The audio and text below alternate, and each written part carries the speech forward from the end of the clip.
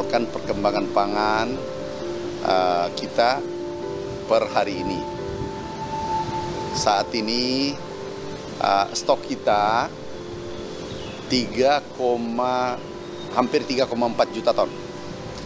Malam itu diperkirakan sudah mencapai 3,4 juta ton.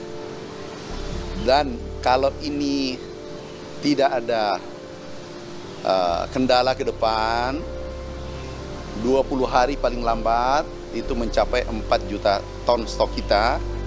Sekarang ini 3,4 juta ton, ini tertinggi selama stok kita selama 23 tahun. Ini tertinggi. Kemudian serapan kita di bulan April, 1 bulan, itu alhamdulillah 1 juta ton per hari ini. Biasanya 10 tahun terakhir atau 5 tahun terakhir, serapan beras kita hanya rata-rata 1,2 juta ton.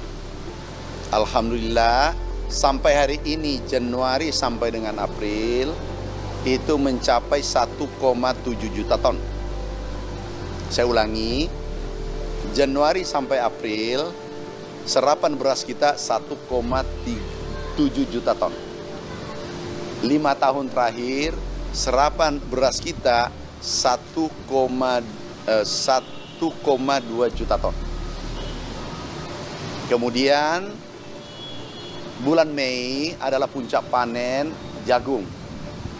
Kelihatan produksi jagung kita cukup baik, sehingga kita harus persiapan serap ke depan.